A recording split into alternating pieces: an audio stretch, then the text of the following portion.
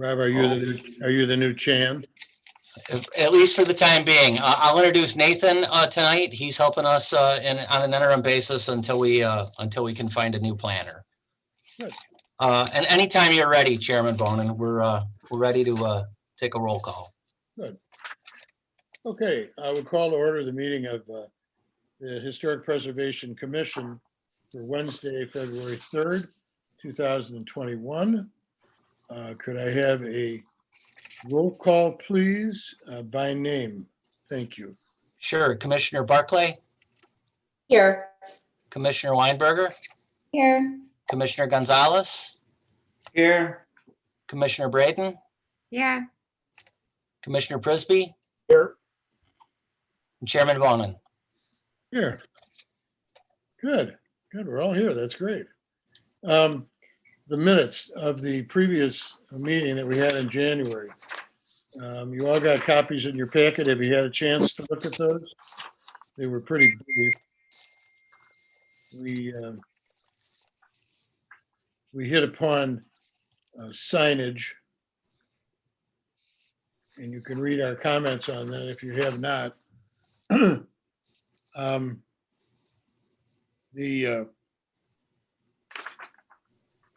Could you comment on the minutes? Has everybody had a chance to read them? Yes. Can we have a motion to approve them, please? I move to approve the January 6th, 2021 HPC meeting minutes. Second, please. Second. All in favor, say aye. Aye. Aye. All opposed, nay. Okay, so in our discussion items, we don't have any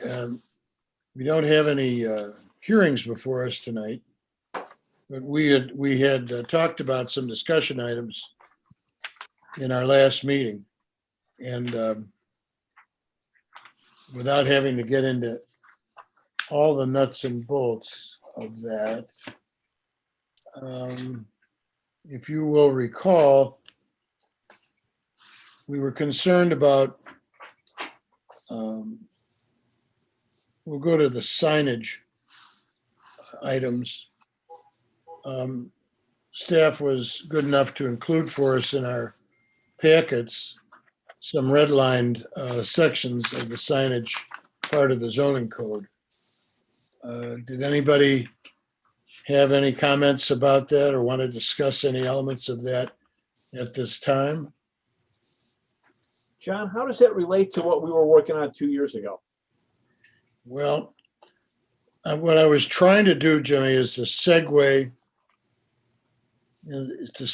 in from the Robbins signage and the downtown signage to the discussions that we had about that, so that we could embark upon a discussion of conversations that you've been working on, Jim Prisby, as to a comprehensive, maybe even a rewrite of the signage ordinances for specifically our downtown area, which we've discussed at many previous meetings. We never reached any conclusions. The world took a different path, and with COVID and everything, so we never really got back on the subject. But I was hoping that we could re-enter the subject of signage, specifically in the downtown area, and then also in our Robbins area where we had talked about toppers for the street posts, as well as even the potential of having a historic signage made for the southeast quadrant there, as opposed, or as we have done in under gateways to the village. So I'm really trying to pick up where we left off a year or so ago, Jim, on signage. Well, the last time I actually worked on that was April of 2019. So Yeah, believe it or not, we're looking at almost at 2 years. right. We actually took a look at this. And then the Title 14 came up and kind of dragged out. And then COVID made it obviously unproductive for some of these meetings, and we didn't try to tackle that recently. From what I saw in my files, where we kind of left off, was kind of creating a, best way to put it is like design guidelines for the signage that would tie to the architecture, tie to the history. And I was in the middle of creating, I guess, a document that wasn't so much a rewrite of the signage ordinance as much as establishing some educational materials that could then be used to create the change in the ordinance. So it was more of an initial step that would bring up definitions, examples within our town, preferences, things that are prohibited. And then, I don't know if you remember, John, but we also talked about, this was kind of a two-phased, two-pointed affair where, and part of why we put it on hold, where right now we have this control over signage. And when we talked about the T14 stuff, if we're going to end up taking on a great deal more responsibility when it comes to our reviews, are we going to be overwhelmed with work? Do we want to be in charge of this? Do we want the plan commission to be in charge of this with us just reporting to them? We kind of left it at that point because we didn't know what we were going to do with T14 yet. So I really need to take some time to, over the course of the next month, to probably finish what I had, assemble those materials, and get everybody a copy within a couple of weeks to start digesting what this material is indicating, right? So, Yeah, I mean, I have a pretty good recollection of where we were trying to go and how we were thwarted in getting there. Again, through no faults of yours or any of the other commissioners, but the subject just drifted off the table, basically. I think we were progressing towards getting a comprehensive notion about signage, which may or may not entail rewriting a lot of ordinances, but trying to get a more comprehensive approach to signage, the way I recollect this. and I actually found it. I remember it being a very well-done document. Even, I don't think you probably don't have a whole lot of work on it, because I remember taking a look at it. It was pretty awesome. Yeah, so they had the, after, reviewing a lot of different towns and cities around the country, the funny thing was really the best example of design standards for signage in a historic district came from a PDF that I can share with everybody again, from Salt Lake City and their historic districts. It was extremely well done. And what is going to serve as a base for what I'm preparing, because it just was a terrific document, and the best I clearly could find. And so I'll share that at the end of the meeting. I'll send everybody that link just so they have it. Trying to think what else. The big thing was I went into that with no preconceptions. So we always talk about, well, no neon, no flashing signs, no cabinet signs. But when I was doing the research, I found that we have cabinet signs that are here in town. We have cabinet letters around town. What are cabinet signs? I'm sorry, I'm not familiar. Yeah, it's just right here under my window. We've got that My Eye Doctor, the big blue oval signs. Okay. It's where you have a lettering on the face and it's in a box, although the lighting is in the box and shines through the letters. They have that at J Dragon, right? Down here on Washington. It's just one box lit from behind and you've got your signage over the top of it. Okay. There's box letters. So if you go by Fuller's Car Wash, right? The Fuller's, each letter is its own cabinet box with lighting, right? This Salt Lake City document actually goes through the trouble of documenting every possible type of sign. And then we can put those onto a list and start reviewing. Is this something we want, not want? What can we consider?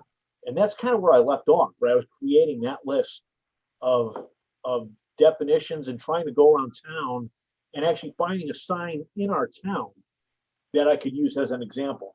So there's a few different types of like pole signs, flashing signs, neon, things that we don't have in downtown that I can't use. I'll have to get examples from somewhere else, but Right. I wanted to create enough photos related to these definitions that were of images of something in town that we all know, so it's easy to understand. Now, in that Salt Lake City report, did you see anything about maybe sign elements or brackets that were grandfathered in? Because I know we touched upon that in last meeting. I'll have to go back and review it in more detail. It's been 2 years, but I think, Because I feel like that will probably come up here, and I know it came up in last meeting with, wrought iron brackets that are holding yes. the sign. Actually, all that's addressed in there. Okay, cool. It's a wonderful document on how you get signage to relate to the architecture, right? And to play up elements are there and respect what's there. And it's great about getting the entire community on board with a standard, right? Right. You're gonna love this, Alexis. It's great. Good, thank you. I gotta send it back out to everybody to review. I think, yeah, Jim, rather than try and reinvent the wheel again on this, I think that document you refer to is a great beginning point for us. It was 2 years ago. Things drifted. I think my suggestion would be we go back to that, start from there again, and try and follow through this time so that we take the benefits of another look at signage. And the whole plan was not necessarily to be arbitrarily stringent. It was trying to, you said, relate the signage to the architecture of the individual towns. I mean, it had some interpretive elements to it, as I recall. Yes. And so I'm gonna need probably until maybe 2 or 3 weeks here to kind of bring everything back together and get back up to speed on it and be able to share something with everybody at that point. Okay, so let's table the signage for the moment. And if you'd be good enough to get that Salt Lake document out to us. I'm looking for that right now, and I'll send it out shortly. That'd be great. And And I'd ask everybody to try and read through it, or at least read into it for a bit so you get familiar. And we can have an ongoing discussion about signage and do it from an on-high point of view here so that we can try and work through this document and get ourselves to a sensible end game on signage. So if I could move from signage to the overlay district notion in our central business district. You might recall we talked about having changes made to the historic downtown map. You got an opportunity in your packet to read through the original doc sent down to Washington, D.C. in 2006 to see where the stuff originated from. I don't know whether you had a chance to read through all of it, obviously, but that's what the basis of this discussion. And what you would find if you would get into that document would be that during the creation of the historic downtown area, we carved out an area for the 111 South Lincoln building we called the poster child for bad zoning. And we carved out an area called the fruit store. And we went to Washington and we asked to create a footprint of what we perceive to be our historic district. And so our discussion on that matter led to, should we be going back and redrawing the central business district to include the fruit stand, because it's not really apropos now to have the building on Garfield and First. I mean, that was cut out of the historic district. Oh, Garfield and First is where So- FedEx is. That's Yeah, all that whole building that was built there. 5 storefronts.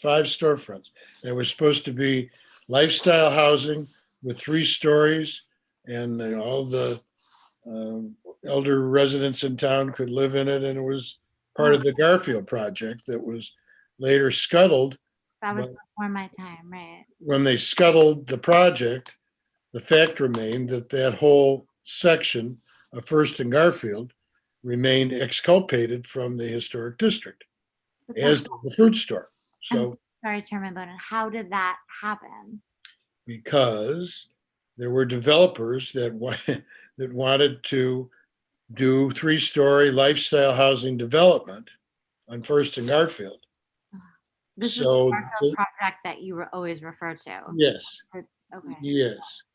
okay, So they redrew the map for the historic downtown, eliminating the footprint of the First and Garfield building that where Verizon is and Circle Lighting is going into, and FedEx and right, Taylor's and all that.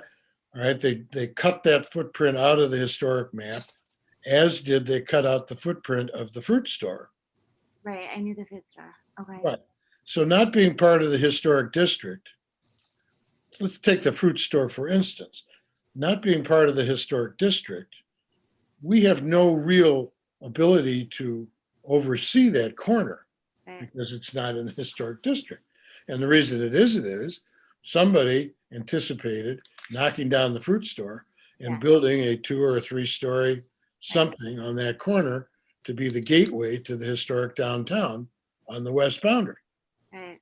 to run parallel with the 111 South Lincoln building and run parallel with the bank building, which is now vacant. And so people had delusions of grandeur about how we should have big buildings bolstering the east and the west boundaries of our historic district, essentially.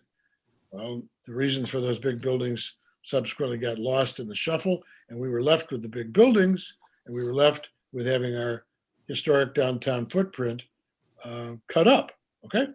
So one way to get around that would be, we could redraw the map again, and we could ask to include the fruit store in the historic footprint. That would be one perhaps way of doing it. Okay. The other way would be to talk about having a overlay district in the historic downtown, similar to what we have up at Grow Mill, at the York Road area up there. There's an overlay district. All right, and maybe the overlay district is the easiest, fastest, best way to reestablish our notion of what the historic downtown ought to consist of. And we can do that? And well, we can explore that. Okay. Yeah. Yeah. What, so why did Circle Lighting have to come before us if they were annexed from the historic district? Didn't, because they weren't in the historic district. Oh, they Yeah. they The voluntarily did? plan commission felt that they should come before us. So Okay, it was referred to us by the plan commission. It okay. was not ours to take up because it's not part of the historic downtown. Okay, I knew plan referred. I didn't realize because it was annexed. Okay, I'm sorry, interesting. That's all right. No. Gets complicated. Great. So the question, to boil it down again and not beat the horse too badly, the question becomes, as we look at our historic downtown, there's certain things that concern us, okay? We like to know what areas are protected by that name, historic downtown, and whether or not we should be redrawing them in some fashion, either through annexation of things like the fruit store or through having an overlay district to pick up that corner under our historic overlay district. That's one of the things we can look at. It all gets back to governmental approach, okay? And then further, as you talked about Title 14, which is the title about historic preservation that appears in the municipal code, not the zoning code now, but the municipal code. Right. Title 14 grants us certain rights and objectives as it pertains to historic preservation. And there are those that feel that it becomes hard to apply Title 14 to the downtown area. For instance, if somebody wanted to change the color of the wood trim Check. around the windows and doors on the first story of a building in the downtown area, Right. should that come under Title 14 HPC Sure. or not? All right, and these things get batted around. Or is And that so changing their facade?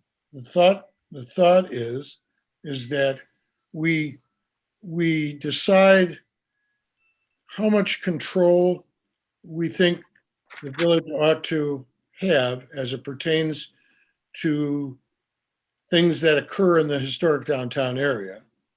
And then when we decide how much control we think is apropos, then we decide on whether to bolster it through the Title 14 rewrite, which is before the board now or somewhere, or whether we take a little different route and go with a historic overlay.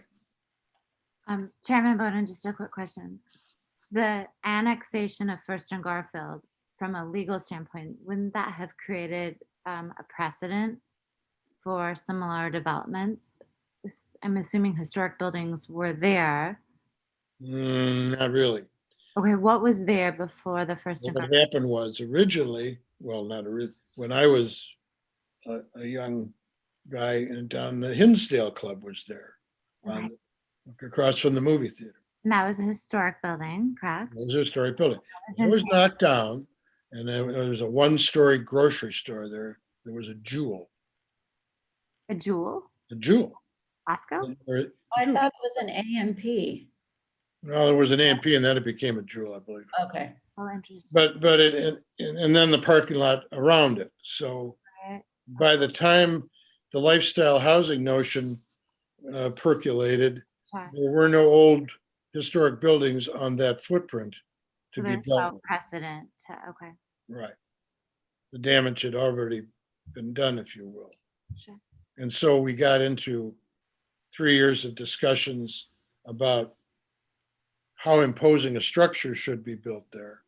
And we had monumental hearings and arguments about 3 stories and 4 stories. And then they wanted to build an underground parking garage there and have the village end up owning it. And the thing was like Topsy. It just kept growing and going. And so we ended up, while we were having this fight within the village, lifestyle housing lost its glimmer. And so we ended up passing a zoning ordinance that no building in the historic downtown area can be more than 30 feet high. Okay. And by having 30 feet high, we limited it to a practical 2 stories, because retail typically is 16 feet on the first floor in height. And then you have to have some space for mechanicals above that. And so by having a 30-foot limit, as opposed to the 35-foot limit that was in place, it effectively limited any building that would be built in the historic downtown or renovated to be a 2-story building. That was the essence. And we passed that after 3 years of So that was the good that came out of going it. round and round. So there are some buildings in our downtown that are grandfathered, and they are more than 30 feet on the corners of First and Washington with the turrets and everything. And also you don't count mechanicals on top of a 30-foot building. If you have your air conditioning and stuff up there, you do count parapets and things that might obscure those depending on the size of the parapet. It goes on and on and on. But what we were trying to do is keep the size of the historic downtown within limits, in our opinion, even though we lost control of being able to control what was going to be built on that corner. So a multi-story building was built there, but it was built to 30 feet high. And we got into long discussions about how you count the grade, and it went on and on. It was a very, very contentious 3 years that we spent, but in the end, I think we got it right. Going back to your question, today, if somebody wanted to knock down the building that Circolotti is going in and build something else, there's a 30-foot limit there, but it wouldn't come under the HPC's control because it's not part of the historic district. If you did an overlay district, you could incorporate it into your overlay district. And then whatever went in there comes back under the auspices of the historic overlay district. Same thing with the fruit store. If you decided that you didn't want to chance somebody building a 3-story bower or something on that corner, you might want to either impose the rewrite of Title 14, or you might want to put that in under the overlay district. So you're kind of, in my opinion, going forward, you need to decide between those two issues. Chairman, just a clarification. That text amendment that limited the buildings to 2 stories was anywhere in the B2. So that would apply to First and Garfield as well as Going forward. the fruit store. Okay. Correct. Okay, thank you. Yeah. So even, okay, I got you. So anyway, I mean, we don't have to go back and rehash all the history, but it seems like it would be smart if we value the historic downtown, that we do what's prudent to protect it, that's all. And then find the most expeditious way of doing it, and not come up with something so configured that it becomes impossible to administrate. So it's a subject open for discussion. That's why I wanted it on there. Okay. So that kind of covers where we were going with discussion items. Please feel free to talk about any or all of those. But that really was our agenda for this evening, was to reintroduce those items and get any thoughts you might have. It appeared from what I read in our minutes that we do have a budget of $10,000, Rob, that we have not used. That's correct, Chairman. I did confirm that. It's still in the budget. And although the board has essentially, shelved any non-mission critical or non-essential expenditures, including most of our capital projects for the time being, Right. It's in the budget for this year. And certainly if revenues pick up again, I would expect that be on the table and open for discussion. Okay. But at this present time, if we wanted to go buy the toppers for the signs in Robbins for $3,000 and something, and the Public Works fellows offered to help us install them, is that something that we can or cannot take up now under the? Is that a real number? The Yeah. $3,000? Yeah. Let me ferret that out and get back to you. And I I appreciate- apologize. I wasn't party to No, the that's last all right. several meetings. No, and I'm not sure we got that definitive on it, but we did price it out. It was about a year ago, so we'd have to, reprice and all. but Sure. It was that kind of a number. Okay. So it isn't something that's too tough a pill to swallow if we have the dollars that the board would feel that would be a reasonable expenditure. Got it. Okay, then Rob, again, thank you for going to the trouble of redlining the signage code for us and all. It's premature to get into where we think we ought to go with the signage oversight. But to specifically address the 2 items that I had on my mind, you redlined on page 3, H, about temporary signage being a short period of time. I did read this whole section. I did not memorize it, but the 2 signs that are on the north side of the building up on 2nd Street, the cloth banner signs that have been up there for years. Ever? Yeah, ever. Right. Would it be correct that those signs either have to come down or be replaced with something more permanent or not?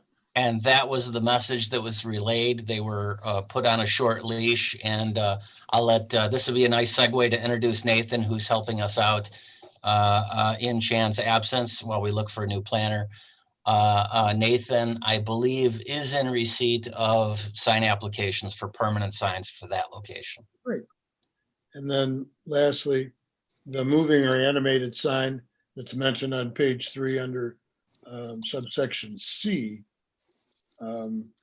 Did we talk at all about how Verizon might address that when they move themselves into their new space? We did, and the message was received loud and clear by the new building owner, who promised he would follow up with Verizon when that sign was relocated and make sure that was out. Great. Good. Oh. Thank you very much, Rob. Certainly. Appreciate that. And then I guess lastly would be to Alexis's question. When we walk around town and we see abandoned signs and things, those are to be taken down by code. But the last part of her question is, when those signs are hung from metal, I don't know what you call hangers, if you will, protrude from the building. Do those metal hanger, I mean, is that something where the building owner feels, since he's got the hanger, he should leave the hanger up, because then the new tenant perhaps might want to have a sign, and then it makes it easier?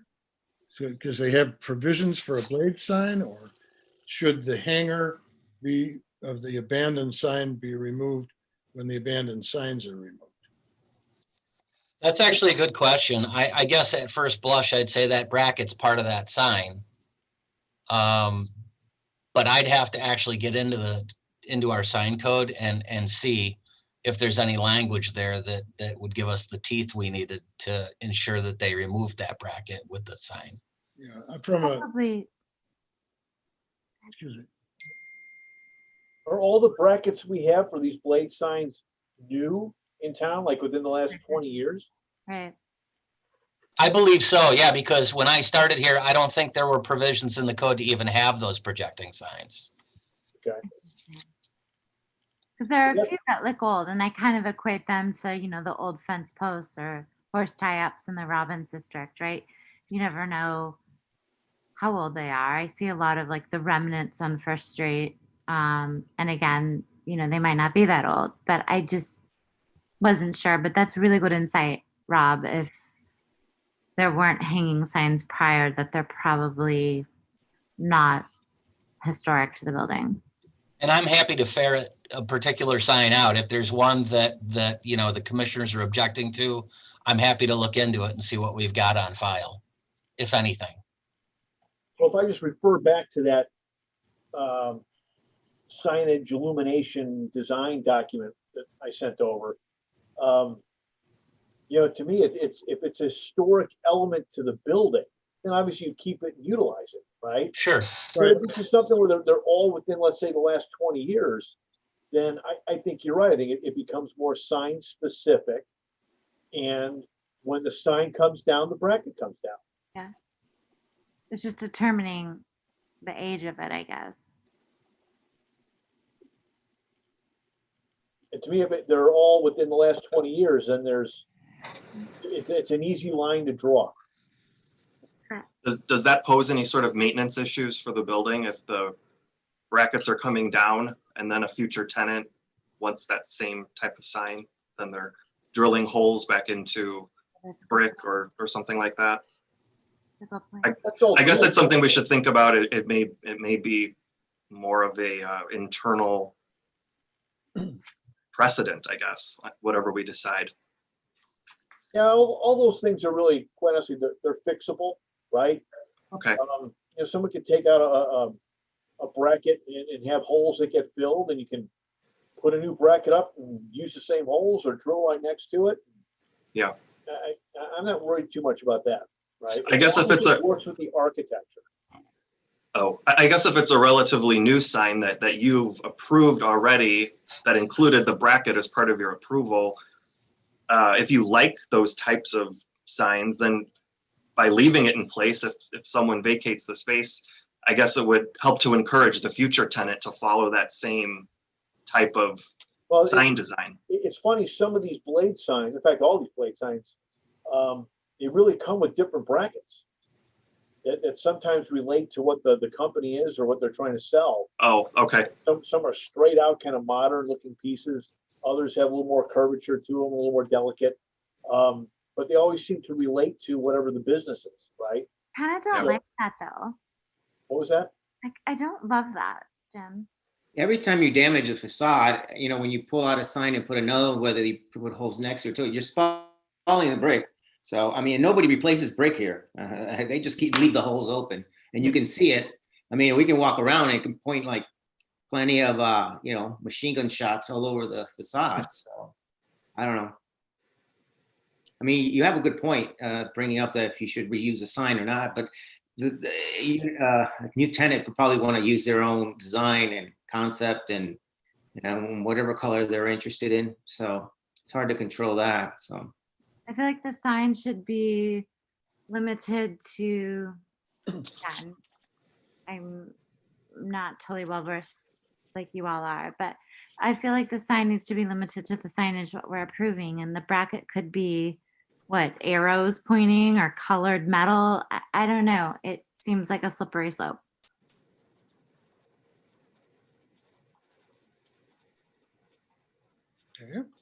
Something to think about. As long as we're on signs, can I move us a little bit into a different direction? Again, full disclosure, I'm in the real estate business. We own a real estate company. Real estate signs. We used to have an ordinance in town. Maybe we don't any longer, that limited one real estate sign to each lot. And it seems now that for whatever reasons, every time there's a house for sale on a corner, we get 2 signs on that lot. And the signs seem to grow. I noticed there's a new entry in town, Ad Properties, that I never measured the surface of their signs. Our code talks about the size of the sign, but the frames that they used to display the signs are quite substantial. It almost looks like a builder's sign.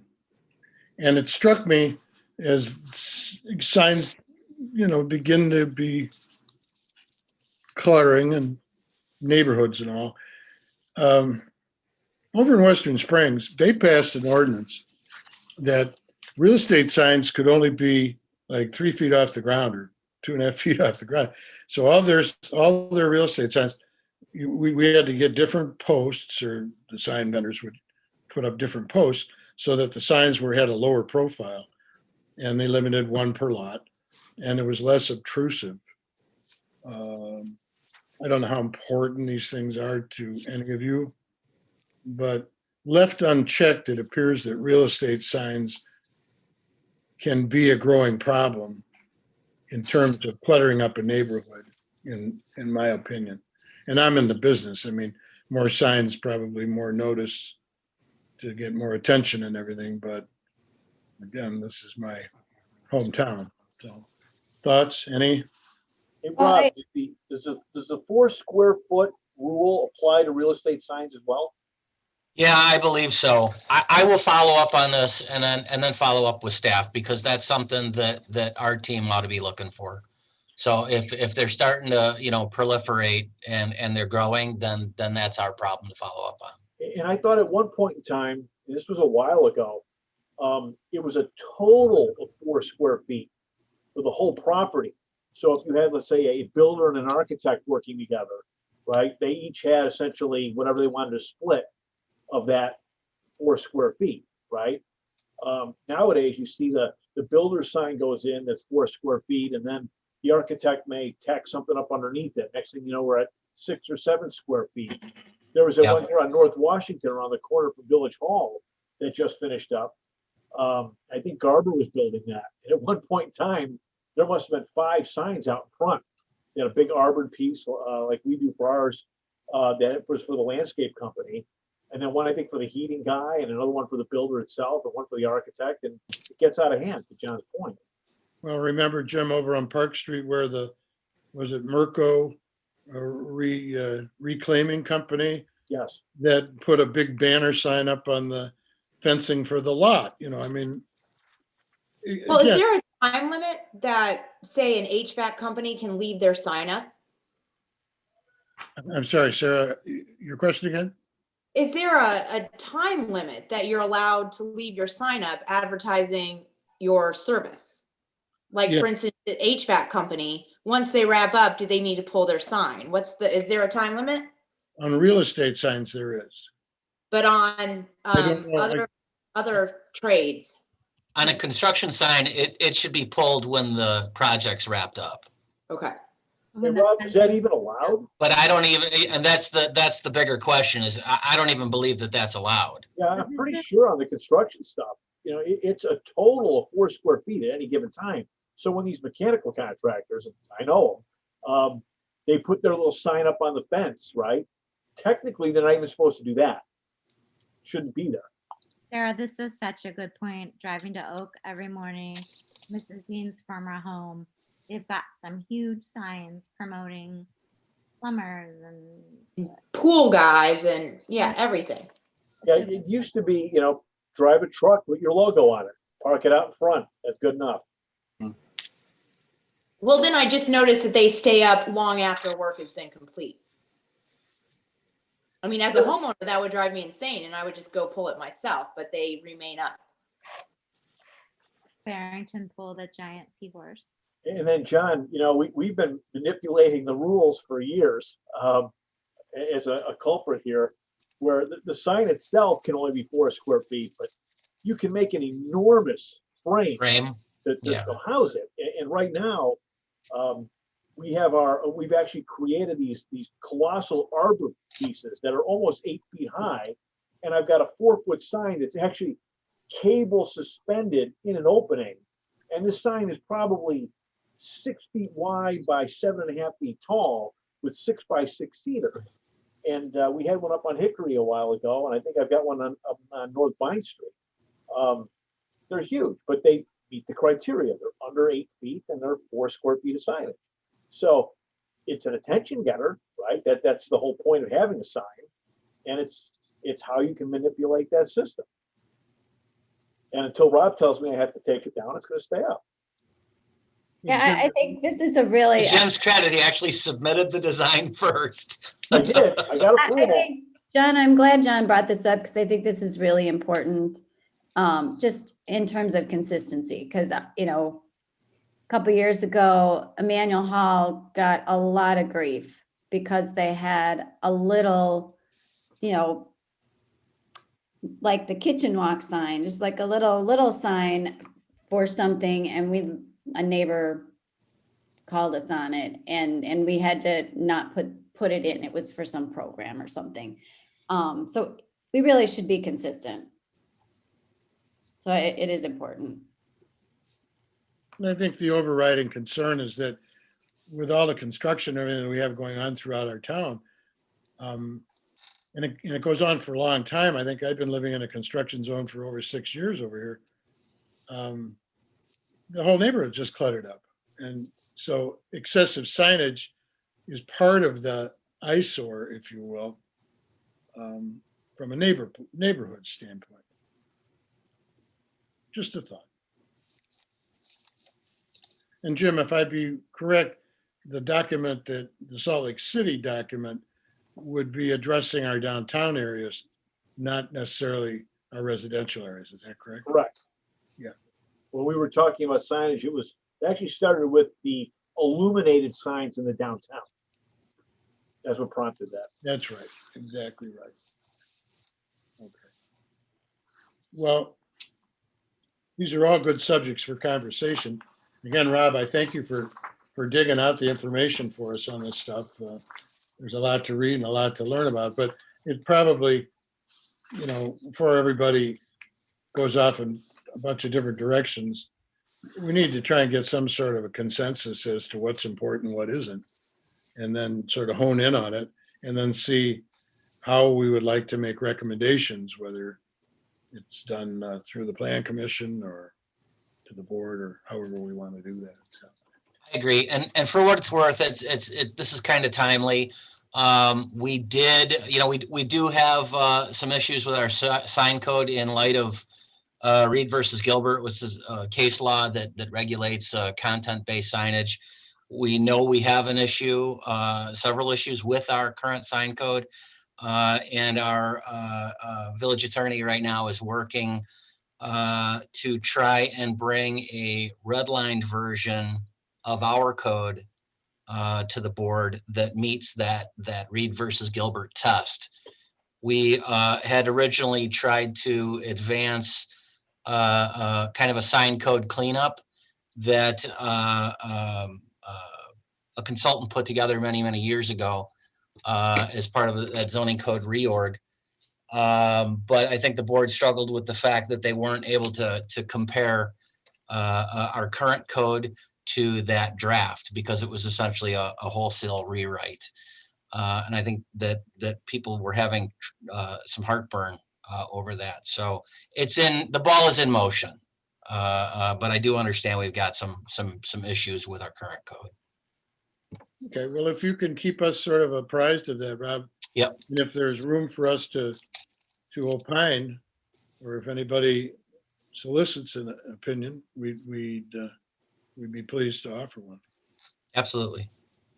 The only other item I had is, Rob, I wasn't sure just why we were given a copy of the proposed improvements for the pass-through at the parking deck. Sure. Actually, Brad Bloom had asked me to include that in the packet. We just got it. It's from Tim King with Hitchcock Design Group. And if you guys are familiar with the that pathway from the deck under the Chamber building out to First Street, what we're trying to do is try and create a pedestrian friendly means to pull those people from that deck through that chamber or under that Chamber building and out to First Street there. And Brad was just hoping to get some preliminary feedback. Certainly, I don't expect anybody to chime in on it now, but if you have some thoughts on it, we're happy to take those into account and forward that on to Hitchcock. Additionally, there's going to be some wayfinding signage that we don't have yet. But I guess at a high level, what you're looking at right now is going to be some hardscape improvements, and they're going to put some pavers in, some inset pavers through that pathway there that matches our current crosswalks downtown now, as just kind of a visual means to pull people, across that Washington Street lot and down those stairs and out to First Street. Got it. How has the acceptance of the parking deck been, Rob? Do you have any sense? Well, I mean, internally, we're getting a lot of positive feedback on it. If you look at the utilization rate on it, it's people are delighted it's there.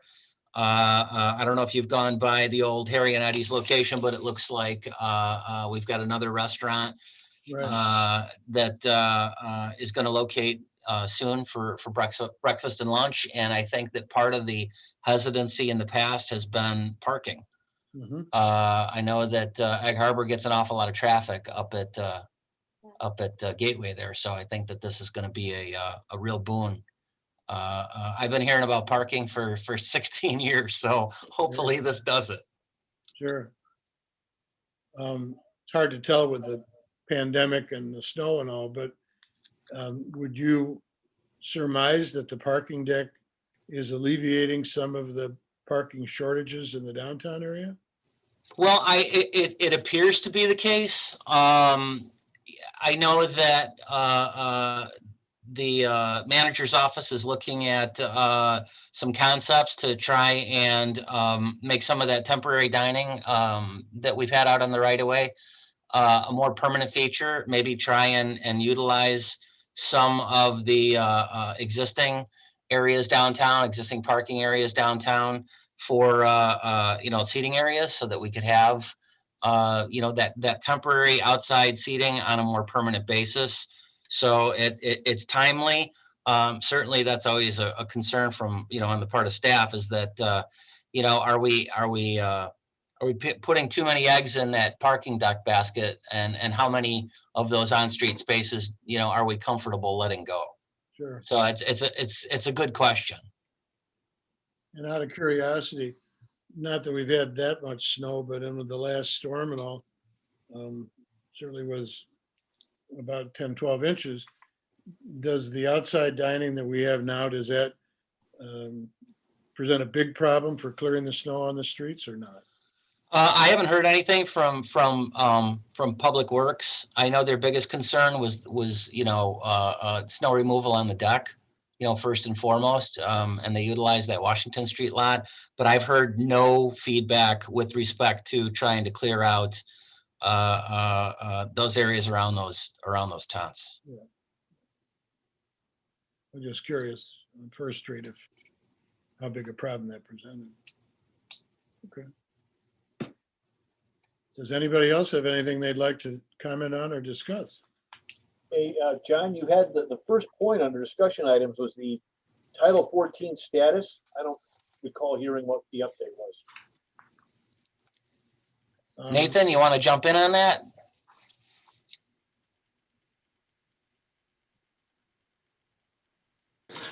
Sure, I can jump in and provide an overview in terms of the Title 14 portion that the village board is currently about to review. They have put together a draft ordinance that focuses on two main things: incentives to encourage preservation and some demolition delays. And the incentives can be categorized into three different categories: financial assistance, such as grants or rebates provided as like a matching fund; waiver of fees, such as application fees and building permit fees; and even the concept of a rebate of the village portion of the real estate property tax. The second category of incentives is expedited processing. And what is meant by that is working to streamline required village approval processes for building permits, zoning variations, and landmark applications as they would relate to landmark homes or contributing structures in historic districts. And lastly is the third component of the incentives suite is zoning relief. Specifically in terms of FAR relief and relief to rear yard setbacks.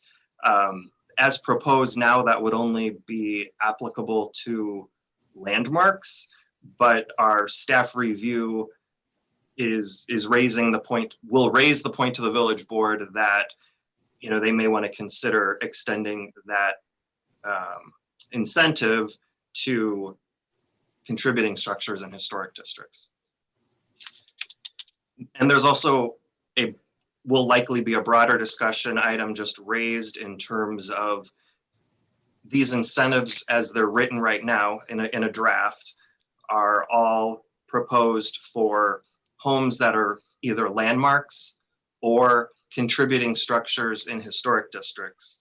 But there are other properties within the village that have been identified as being significant either historically or architecturally that are neither a landmark nor located in a historic district. And so to that end, staff will also be raising to the village board, for their consideration, could some of these incentives be extended to include those other significant properties in the village? In terms of, so that's the first component. The second component is demolition delays, and those are being proposed, I guess, in two categories. One of which would be a demolition delay of potentially up to a year for only contributing structures in historic districts, which it seems as though that's being targeted towards the Robbins district and past experience there. This provision would require that the owner of the property at the time the demolition permit is pulled has either A, owned the property for 1 year, or B, provides documentation to the village that a previous owner marketed the property for 1 year as a significant home in a historic district, and also along with that identified whatever incentives the village may happen to have to, advertise that those are available for a rehab. The second demolition delay would be a 180-day delay that could be imposed by the village board. Both of these would be imposed by the village board, or could be imposed by the village board. The 180-day demolition delay would be for landmarks and contributing structures in historic districts. And it would allow the village board 6 additional months to allow for there to be additional discussions and evaluations with neighbors, the public, and the existing property owners about alternatives to demolition.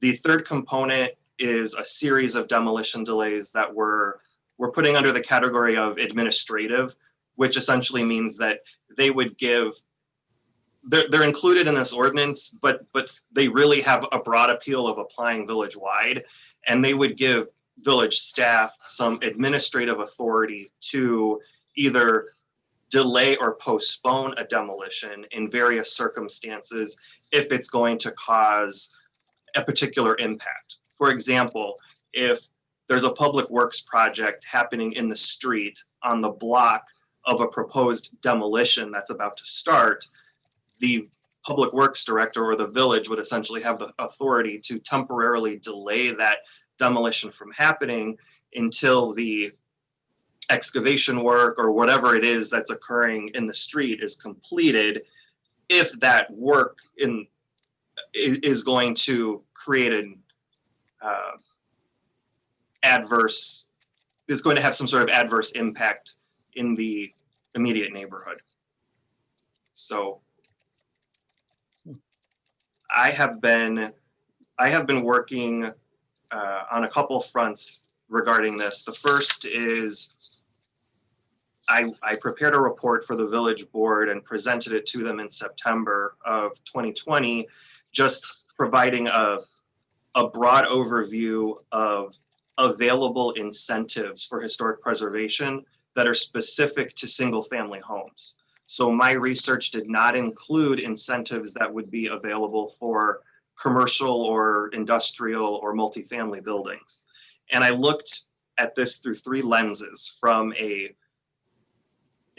those incentives available at a federal level, at a state level, and at a local level. And by local, I mean by a municipality or county. And for each of those, I provided an example that I found where a local government is providing that type of incentive. The second thing I've been working on is preparing a decision matrix, working along with Rob and other staff, for the village board to use as a tool to aid them in evaluating the various incentives and demolition delays that I just shared with you. This decision matrix essentially describes what each of those are and details what, if any, financial impact they would have on the village, and then also provides some staff comments that either help to fill in some of the blanks, provide additional information to the village board on, activity level of, permits or other things like that. And finally, just raise some questions for the village board to consider. And I'm wrapping up now a PowerPoint presentation that will be used along with that decision matrix to make a formal presentation to the village board, date yet to be determined. We have a chance to review that prior. That I would have to check and find out what the procedure is. Essentially the amendments that I'm discussing are separate are a separate suite of amendments from what the Historic Preservation Commission has been working on. So these amendments were drafted in consultation with the village, between the village board in consultation with the village attorney. So essentially, they're going to be reviewing their own proposed amendments at a future meeting. But we can get that draft text amendment. Alexis, to answer your question, though, we can certainly forward that kind of draft text amendment to each of you. I think we've all individually been educating ourselves and researching what similar non-home rule communities have done in terms of demo delay. Yeah. Because I think we're all very well versed. So since the Robbins Park Historic District, falls under our purview, it might be nice just to be able to review it. Sure. And I guess at a high level, because I know that Jim and I had talked about this briefly. So the President Colley had some ideas that he put forth at a board meeting, right? That drove this draft text amendment. And I'm not sure that he realized how quickly that the HPC was going to have the Title 14 draft done and forwarded onto the board as a recommendation. The ideas that Tom had floated, or sorry, President Colley had floated, were more about incentivization and less about process. Sure. So in an effort to try and not bog down the board and get this, paralysis through analysis, what we figured that we were going to try and do is advance President Colley's text amendment, and then have and probably do that during a committee of the whole. And that's the presentation that Nathan was putting together, and then have a cow to focus entirely on the Title 14 reorg that you guys worked on with Mike D'Onofrio. Both of those is my understanding is both of those are going to require a public hearing at Plan Commission. If those documents are going to be merged at some point, it makes sense to me, so that we're only providing all of that notice to those people one time. I think that the board ultimately is going to have to take both text amendments, look at conflicts and contradictions, and they're going to have some decisions to make over, authority, purview, what they want, moving on to the HPC, what they don't. And then ideally, we merge that into one text amendment to Title 14 that the Plan Commission can consider, make a recommendation on, and then get it back to the board. So does that kind of help just at a high level? I know this is dragged on longer than anybody would like, right? D'Onofrio wrapped up his work in the fall. Yeah, that does help. It's a little, I feel like it's parallel work, and it doesn't, it makes us look kind of purposeless. So I appreciate that explanation. Understood. Realistically, what would be a time frame to work through this? Well, Nathan's putting together a PowerPoint for the board now. Our hope originally was to try and have at COW in January, but here we are in February. So hopefully we will get this first COW put together here in February, so that Nathan can help the board get their arms around the suggestions that President Colley had made, where we can talk a little bit about the incentivization and the demo delays, and then we can lock them down for a date on that second COW where we can talk about Title 14. So I mean, I'd like to think that we get this done in the next, 30 to 60 days. That would be my hope. That would include the Plan Commission hearing and everything? No. I don't think we're going to get it done that fast. If we have to do, a public hearing for this, which is, it's my understanding, according to Michael Mars, we do, because it affects, people's properties. And so you'll have to do a scheduling and then then the notice to the neighbors and then a public hearing. So I don't think that we're gonna get this to public hearing that fast. I'm hoping that we get a referral to the Plan Commission in the next 30 to 60 days. So probably on a good day, 4 months before we get a vote. That's probably not outside the realm. At least it's getting calendared. Got to start somewhere. Right? Okay. You guys have any questions about this? Now's the time. Rob, it's Bill. I just had one question about that. So one of the things that we had discussed prior was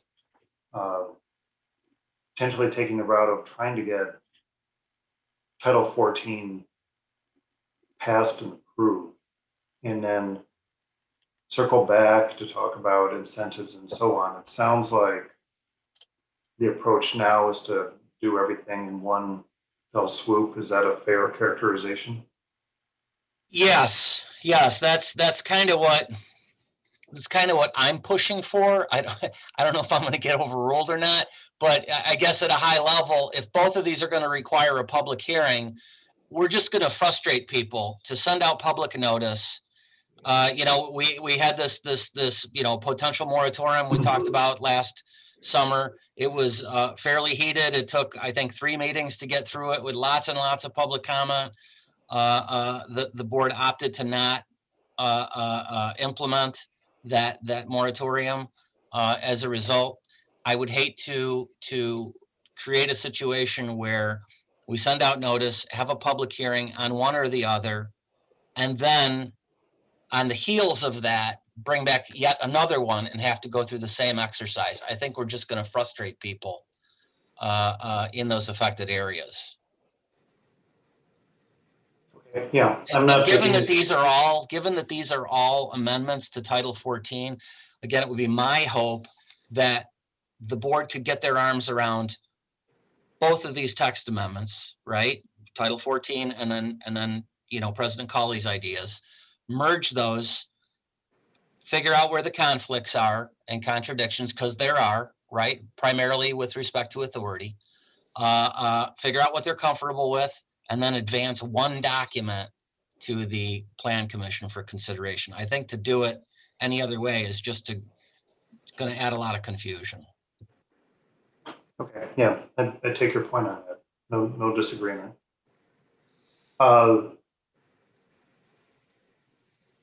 Switching topics a little bit, in terms of what Chairman Bowen was saying about potentially having an overlay, that too, I assume, would have to go through a public hearing process. Yeah. Okay.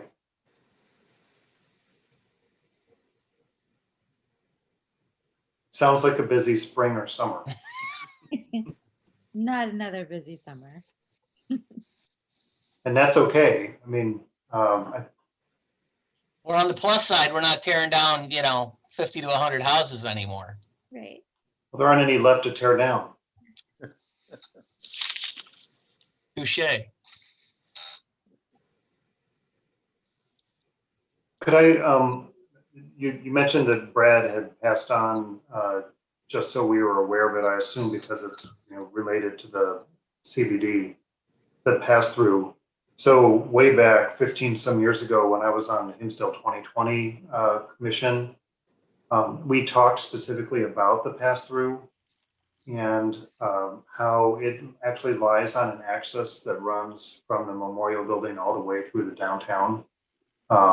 And one of our recommendations, as I recall, was to try to integrate that space. And obviously there was no discussion at the time about the middle school being replaced and so on. So this area looks quite different from 15 years ago. But that's all by way of saying that I particularly like the idea of trying to have pavers that match the rest of the downtown and so on, because our hope was to try to really integrate and knit that together and have it be a welcoming pass through as opposed to something that looked a little sketchy and dingy. This seems like a nice, because actually the way it exists right now, that was done when what was originally the Chamber of Commerce building was put up, and it wanted to have that over, have the air rights, if you will, over that space.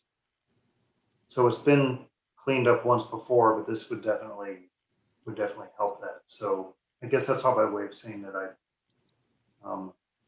one person's opinion, but I like what they're presenting here to try to integrate that into the rest of the downtown. It makes sense. That's great. That's great. And if anybody wants to forward me feedback, I'm happy to forward that on. Thank you. Anybody else have any comments?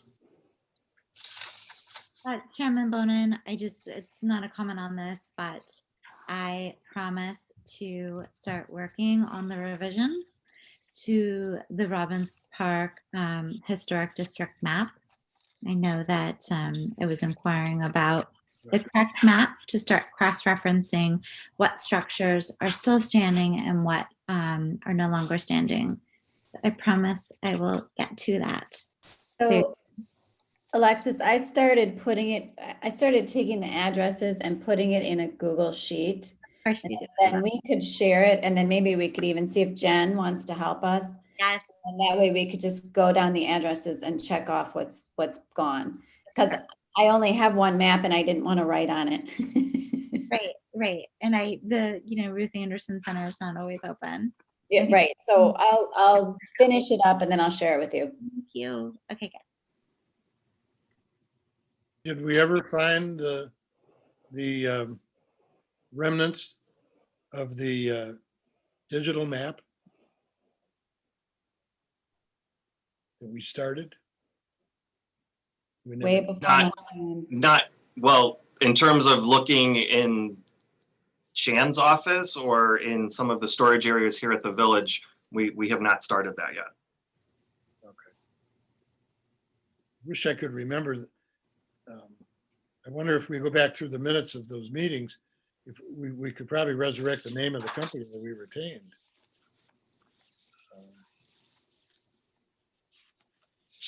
But it was back I'd say 8 years ago. In any event, let's see what you come up with. If you can't, we'll dig farther.